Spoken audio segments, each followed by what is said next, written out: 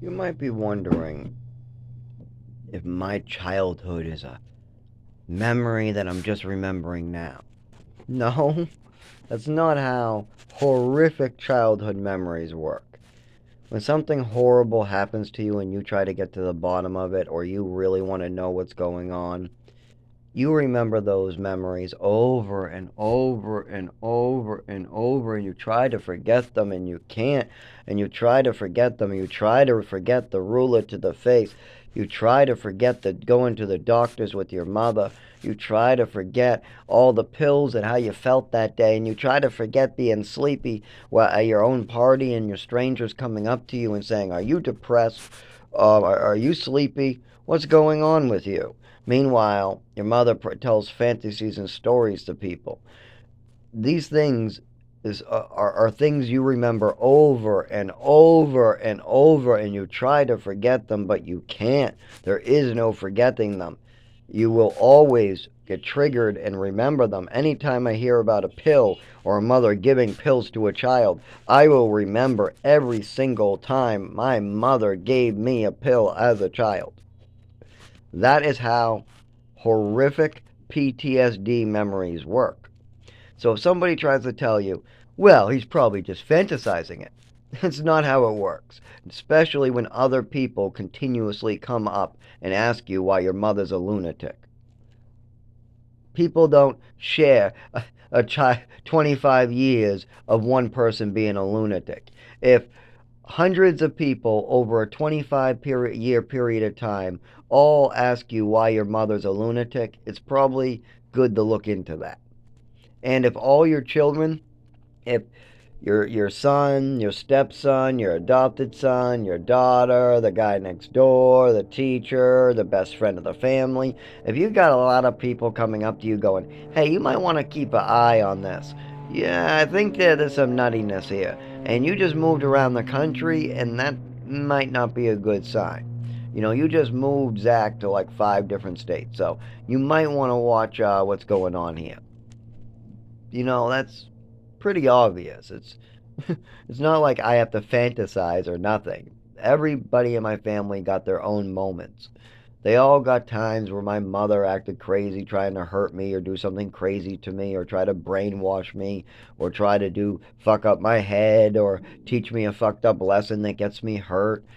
I mean, there's plenty of my friends growing up that were like, holy shit, your mother. You know how many friends I brought to my house? Not few. And the ones I did bring to my house were like, what is up with your crazy ass mother? Like one time, my friend fell in ice, and I was a bad friend because I didn't really want to fall through the ice to go get him. But eventually, he crawled to me, and I brought him home to see my mother. And I was expecting my mother to help him dry off. And my mother screamed at my friend, how dare you fall in ice? It's all your fault. Literally, not getting him warm, screaming at. I'm like, oh my God. My mother's screaming at my best friend because he fell in ice and he's cold. I had to have a conversation with him later. And she's like, why did your mother do that? My mother doesn't like your mother for doing that. I was like, oh, I didn't really know how to respond at that time. So there's a lot of stuff going on where it's not just me. There are other people coming up to either me or family members or my teachers coming up to me and my mother and my father asking why the crazy notes, why, we don't understand this. We tell you your son did a good job, and then you flip out and act like the note says something different. We don't understand that. They're having talks with me, asking me questions. Why is your mother writing craziness? Why is this so crazy? And I explained to him what my mother did the day before. Hey, I brought the note you told me to bring there. You said that I did a good job, and you wanted your mother to know I did, and I gave it to her, and she twisted the words around. Then she said, "Oh, how dare you? How dare you?" Sent it back, and the teachers don't. We told your mother that you did a good job. So then they decide to call home. They want to call my mother and tell my mother I did a good job. And that doesn't go well. The third day, they say, you poor, poor kid. Oh, boy. Oh, boy. They even called my mother a nut. They really did. I mean, it's not their fault either.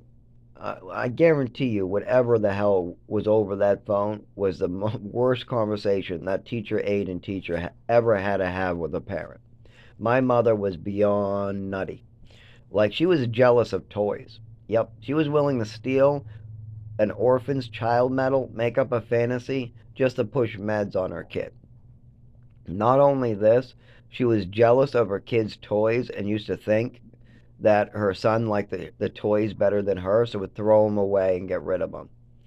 These are really crazy things.